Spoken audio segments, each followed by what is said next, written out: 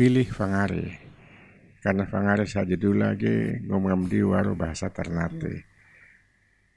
Dengan waro bahasa Ternate, maka bobaso serasai Ternate dan ngom akan tede masyarakat Ternate gamma dihutu nawara sedarajat.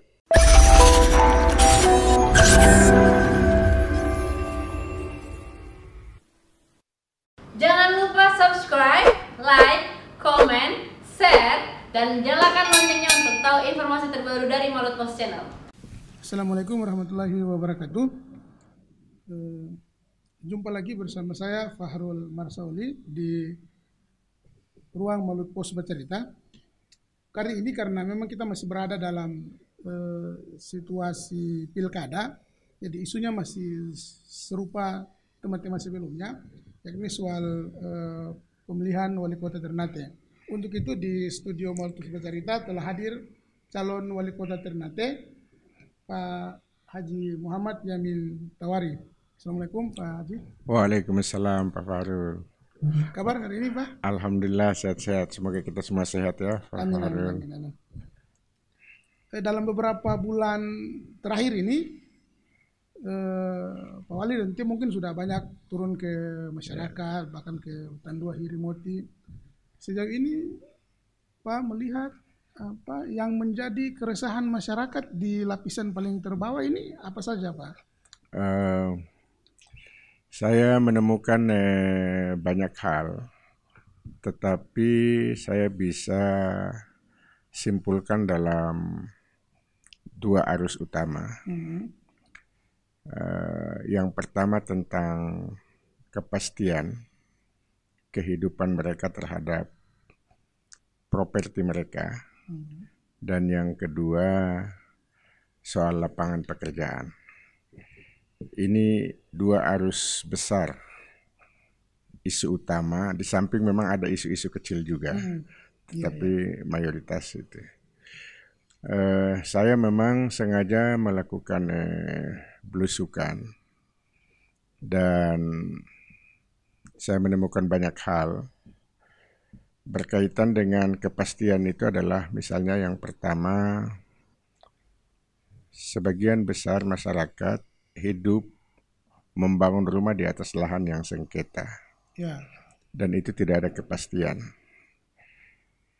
kepastian hukum maksudnya. Saya bisa membayangkan bertahun-tahun bahkan berpuluh-puluh tahun harapan kehidupan sebuah keluarga berada pada posisi yang ketidakpastian. Nah, itu kan kemudian mereka hidup dalam zona yang tidak nyaman. Dan itu sesungguhnya sesuatu yang menurut saya harus diberi kepastian. Yang berikutnya lagi misalnya mereka sudah berusaha untuk membangun warung-warung kecil, berjualan, tiba-tiba datang Alfamidi dan kemudian serentak merontokkan omset mereka. Dan mereka khawatir. Kemudian pilihan selain membuka warung kan tidak ada, apalagi dalam COVID seperti ini. Nah itu kan membuat mereka tidak nyaman. Begitu. Nah jadi ketidaknyamanan ini menurut saya dalam pembukaan Undang-Undang Dasar 45 itu kan bahwa salah satu tujuan kita itu kan melindungi segenap bangsa Indonesia, itu kan termasuk rakyat. Rakyat ini kan harus dilindungi. Kepastian hak-hak hidupnya begitu, sehingga mereka hidup dalam kenyamanan. Arus besar yang kedua itu adalah mereka susah mendapat pekerjaan, pengangguran. Mereka ceritakan sendiri, anak-anak mereka sekolah di akademi perawat, tapi begitu keluar tidak ada lapangan pekerjaan. Mereka sarjana, tidak ada lapangan pekerjaan. Ada yang tamat SMA tidak dapat lapangan pekerjaan, dan itu bertumpuk terus menerus seperti itu. Ini kan problem besar bagi masyarakat. Berkali-kali saya katakan bahwa mendapatkan pekerjaan itu bukan hanya mereka mendapatkan uang atau mendapatkan penghasilan bagi kehidupannya, tetapi jauh daripada itu adalah membangun harkat dan martabat derajat dirinya di dalam keluarganya dan masyarakatnya. Karena orang kalau tidak punya pekerjaan di dalam lingkungan keluarga, itu derajatnya jatuh. Apalagi kemudian dia telah menyandang gelar sarjana. Nah, yang seperti ini sesungguhnya harus kita selami jauh lebih dalam untuk memahami kondisi psikologis masyarakat. Dan karena itu sebagai pemimpin kita harus mencari ruang-ruang untuk memberikan kepastian bagi mereka hidup. Solusi atas banyaknya misalnya penduduk produktif yang tidak mendapat pekerjaan ini, apa yang menjadi tawarannya, Pak? Ya, harus membuka lapangan pekerjaan. Yang pertama dari sisi pemerintah, pastikan harus ada anggaran pemberdayaan rakyat, pemberdayaan ekonomi rakyat. Jadi harus ada alokasi anggaran yang jelas bagi mereka punya usaha. Yang kedua, identifikasi jenis-jenis usaha dalam posisi Kota Ternate sebagai kota jasa dan kota dagang ini. Usaha-usaha apa yang memungkinkan? Saya mencatat sejumlah usaha yang sesungguhnya bisa dilakukan di bidang pertanian, di bidang peternakan, di bidang perikanan, bidang pariwisata, infrastruktur. Bahkan juga sejumlah jasa-jasa lain, olahraga, seni budaya. Bahkan bila perlu memang wali kota harus bekerja sama dengan beberapa perusahaan-perusahaan di luar sana yang mungkin juga bisa menawarkan tenaga-tenaga kerja dari kita di sini untuk ke sana begitu. Semua itu harus dilakukan untuk berusaha mengurangi tingkat pengangguran yang begitu tinggi. Karena sebuah kota itu tidak akan berkembang baik kalau pengangguran itu tinggi. Nah, karena itu politikal anggaran itu harus dilihat. Harus utamakan kepentingan rakyat lebih dahulu dibanding kepentingan infrastruktur. Masalahnya bahwa infrastruktur itu bisa berkembang baik kalau kemampuan rakyat itu punya daya beli. Kalau kemampuan rakyat itu tidak punya daya beli, maka segala yang kita bangun di luar kemampuan rakyat itu tidak bermakna. Itu filosofinya. Soal kota jasa dan perdagangan ini, Wali, mungkin sama-sama kita ketahui bahwa misalnya seperti yang disampaikan tadi, banyak infrastruktur yang dibangun, tapi kadang misalnya itu menjadi tidak efektif berjalan. Misalnya pasar Sasa itu bangunannya cukup megah, tapi perputaran ekonomi ini berjalan tidak baik. Akhirnya masyarakat di situ keluar. Kemudian misalnya di beberapa lokasi yang justru istilahnya pemerintah lebih pada melihat sisi pembangunan infrastrukturnya ketimbang kesiapan masyarakatnya. Ini sendiri Pak Ali melihat ini bagaimana? Pasti tidak berkembang kalau konsepnya seperti sekarang, karena saya sudah meninjau semuanya. Mereka membangun pasar, mereka tidak membangun pusat pertumbuhan ekonomi. Di situ bedanya. Kalau sekedar membangun pasar, maka pasar sudah jadi. Tetapi kemudian orang keluar dari rumah mau membeli sesuatu di pasar. Di pasar Sasa itu hanya berjualan ikan, tomat, rica, bawang, kebutuhan dapur, dan lain-lain. Harus dipahami bahwa orang begitu keluar, mau berbelanja ke pasar, itu sekarang ini sudah ada dimensi konsep wisata. Wisata belanja namanya. Jadi mereka beli itu terkadang bukan cuma mau beli ikan, beli tomat, mungkin juga mereka mau beli make up istrinya. Mungkin mereka mau beli televisi. Mungkin mereka mau beli pakaian, walaupun pada saat itu mereka belum mau membeli, tetapi mereka mau window shopping dulu, mau lihat-lihat dulu. Nah, dalam konteks itu di pasar Sasa tidak melayani hal-hal seperti itu.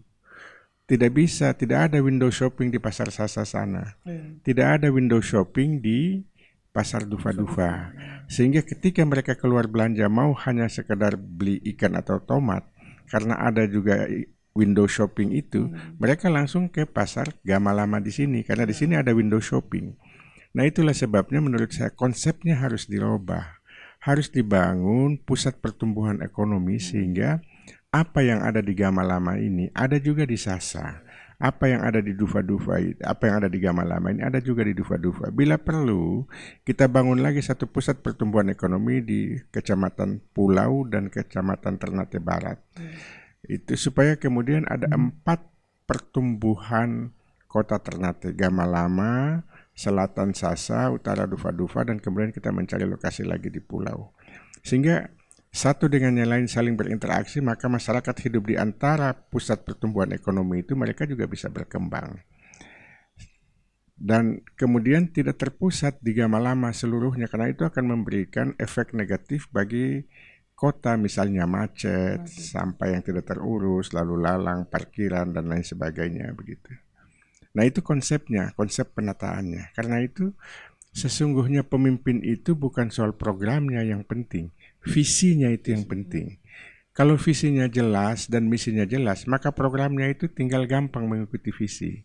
Bahayanya itu adalah visinya tidak jelas, misinya tidak jelas, kemudian membuat program. Karena itu kemudian tumpang tindih. Coba lihat, kita punya pasar kita sebut pasar higienis, tapi kita masuk ternyata pasarnya kurang higienis gitu. Ada pasar 2 lantai, lantai yang atas tidak terisi, termanfaatkan, tapi kemudian orang di luar meminta tempat. Ini kan soal konsep sebetulnya, soal cara, soal manajemen. Tetapi semuanya itu harus berujung pada seberapa besar visi kita untuk bagaimana memberikan posisi keadilan bagi masyarakat penjual maupun pembeli. Hal yang sederhana kecil saja, misalnya tangga naik ke pasar itu. Tangganya itu sempit sekali seperti tangga pesawat. Ini pasar bukan pesawat begitu. Orang berbelanja di pasar itu terkadang dia bawa anak, bawa barang segala macam. Akses orang ke atas. Lalu kemudian tangganya seperti itu ada kemungkinan orang bisa jatuh. Di pasar ikan misalnya keramiknya itu licin, pasar ikan Bastion. Dan orang jatuh berkali-kali di situ. Dan itu tidak ada perhatian yang untuk bagaimana membenahi. Ini kan soal visi, soal konsep. Sekaligus juga saya ingin mengatakan bahwa cara kita melindungi rakyat itu pada hal-hal yang teknis itu harus kita perhatikan. Nah, karena itu memang ke depan harus ditata ulang keseluruhan itu untuk memberikan kepastian bahwa bagaimana masyarakat itu bisa hidup dalam zona nyaman. Di Ternate sendiri, kalau amatan kami misalnya, ada sektor sebenarnya yang paling unggulan yaitu soal sektor pariwisata, dan itu berkaitan dengan sisi sejarahnya. Nah mungkin sejauh ini juga kita memiliki sejarah yang besar, tapi sejarah kalau kita mungkin sama mengetahui bahwa sejarah Ternate ini sejarah dunia, cuma itu tidak terkelola dengan baik. Padahal kalau itu disiasati, diprogramkan dengan baik, ini kan sektor pariwisata yang memang sangat menguntungkan untuk sektor pendapatan. Tawaran Pak Wali sendiri soal ini bagaimana? Yang pertama memang literatur sejarah kita sangat minim. Karena itu harus kita mulai dari memperbanyak literatur kita terhadap sejarah itu. Karena dari literatur itu akan muncul pemahaman dan narasi terhadap objek-objek wisata itu. Kemudian yang kedua, kita mempersiapkan SDM-nya untuk bagaimana bisa mengelola pariwisata itu dengan baik. Mulai dari usahawannya, mulai dari pengusahanya sampai pada tingkat servicesnya, pelayanannya. Yang ketiga, kita harus siapkan infrastrukturnya.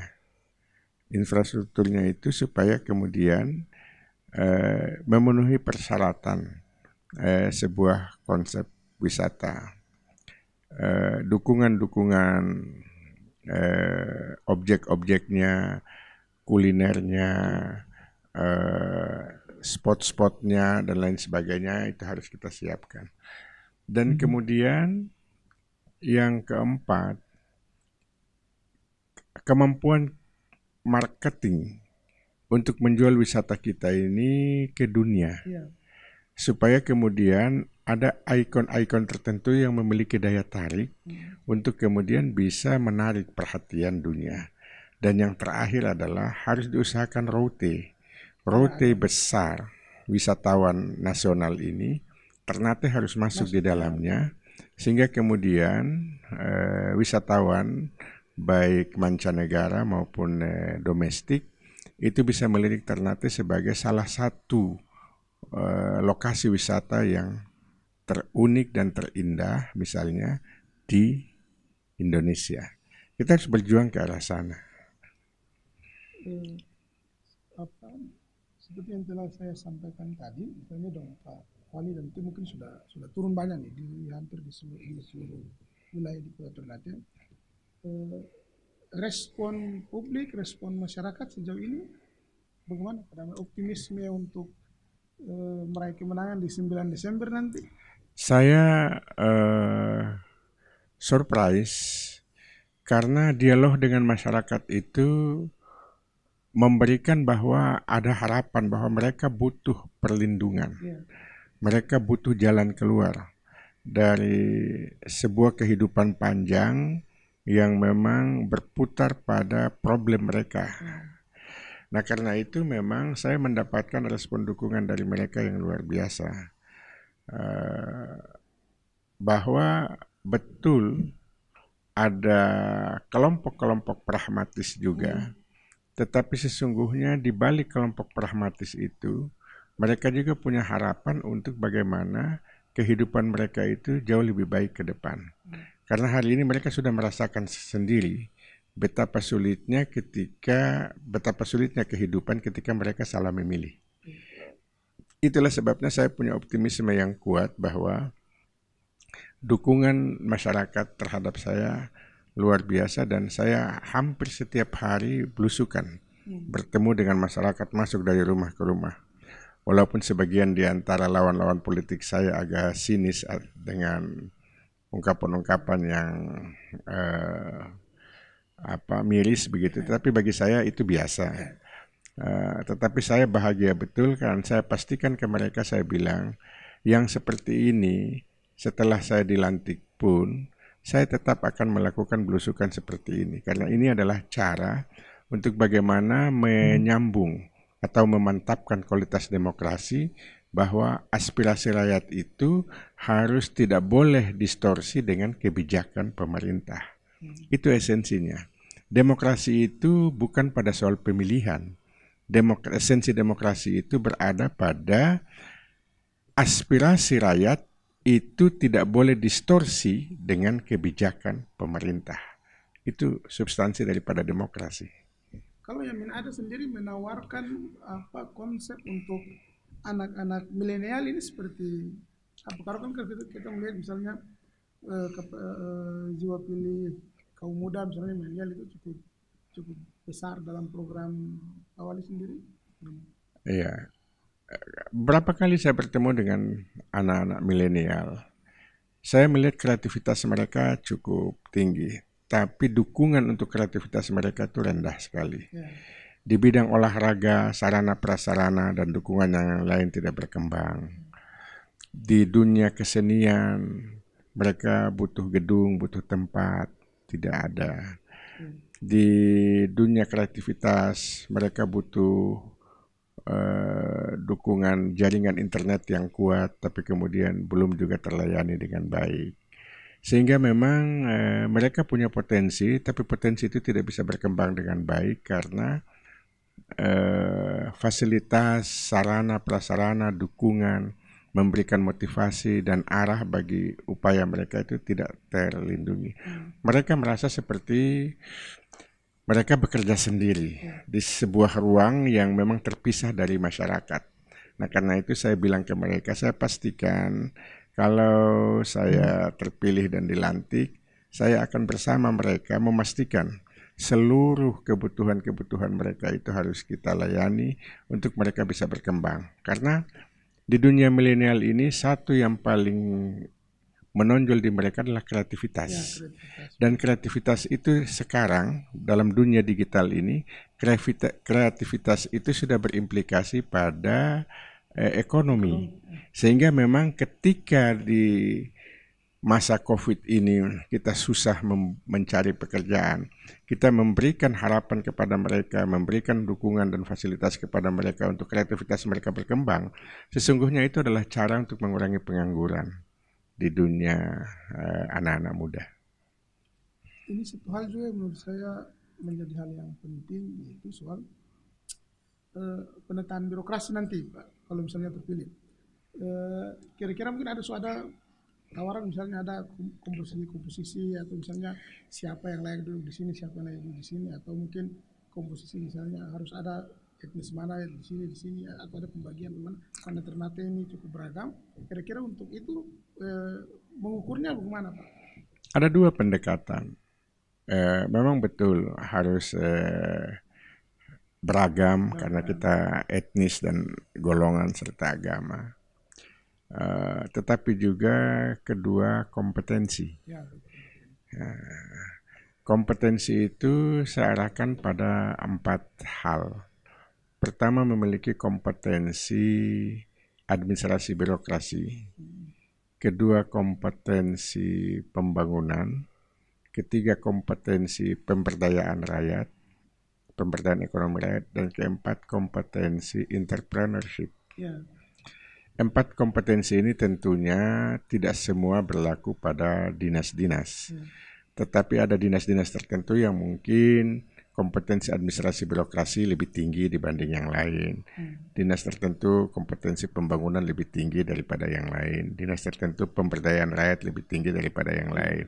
Kompetensi tertentu entrepreneurship lebih tinggi daripada yang lain. Nah, karena itu memang harus ada seleksi. Tetapi di antara kompetensi itu saya ingin melihat mentalitas kerja. Mentalitas kerja itu begini. Kalau dulu orang itu bekerja, dia dinyatakan hebat karena keterampilannya hebat. Gitu. Sekarang itu kecepatan dan ketepatan. Karena kita bersaing. Orang yang bersaing, yang compete, jika tidak cepat dan tidak tepat, maka kita kalah dengan yang lain. Nah, dunia persaingan ini yang semakin berkembang, maka sumber daya dan kualitas SDM birokrasi itu harus kita arahkan ke sana. Memang jika diperlukan harus ada pelatihan-pelatihan dan lain sebagainya, ya kita latih mereka. Kita berikan dukungan untuk mereka bisa kemudian berkembang. Berarti tidak tertutup kemungkinan misalnya ada pejabat-pejabat yang saat ini sudah menjabat masih bisa dipakai, atau kan kadang ada istilah misalnya kalau calon wali kota baru misalnya strukturnya juga baru. Kalau konsep dari Amin Ada sendiri bagaimana? Bagi saya mau orang lama atau orang baru nggak ada soal bagi saya. Yang penting dia punya kompetensi. Mau tua atau muda tidak ada soal bagi saya. Yang penting dia memenuhi syarat dan punya kompetensi. Karena kita mau melakukan lompatan.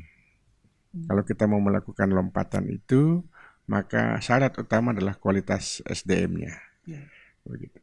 Kita mau melakukan apa saja, tidak akan berhasil kalau kualitas SDM-nya tidak memadai. Kunci keberhasilan seluruh masalah itu bukan di uang, bukan di sarana, bukan di bagusnya program, tapi bagusnya kualitas SDM kita. Itu menentukan 50-60% keberhasilan kita dari visi dan misi itu. Jelang-jelang hari pencoblosan ini, rata-rata kan semua tim, semua pasangan calon mengklaim soal kemenangan, mengklaim soal basis dukungan. Kalau Pak Wali sendiri soal itu? Ya, saya merasakan dengan turun ke kelurahan-kelurahan, RT RW, saya merasakan dukungan itu ada pada basis-basis masyarakat saya. Dengan saya menggunakan bahasa Ternate, saya mendapatkan simpati dan dukungan besar dari masyarakat Ternate. Misalnya saya bilang ke mereka begini, pilih Fangare, karena Fangare saja dulu lagi ngomong di waro bahasa Ternate. Dengan waro bahasa Ternate, maka bobaso serasai Ternate dan ngom akan TD masyarakat Ternate Gamma Dihutu Nawara Sedarajat.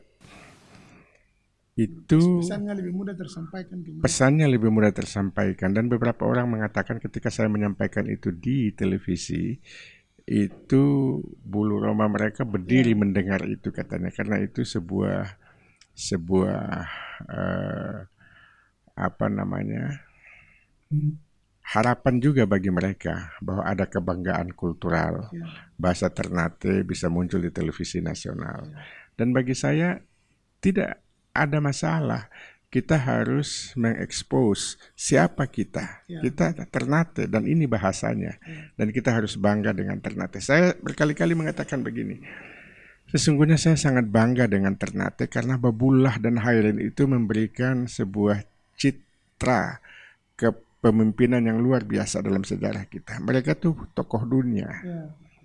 Ya, bisa dibayangkan bahwa kerajaan Babullah itu kerajaan yang lebih dahulu dibanding Majapahit dengan Sriwijaya, dan luas wilayahnya sangat besar, dan itu seorang putra Ternate loh, seorang putra Ternate. Nah, yang seperti ini yang saya inginkan, kalau boleh generasi penerus kita harus bangga dan kita harus jauh lebih hebat lagi. Kita harus munculkan babullah-babullah baru di Ternate ini untuk memberikan kebanggaan kepada masyarakat dunia bahwa ini loh Ternate yang pernah besar dan jaya.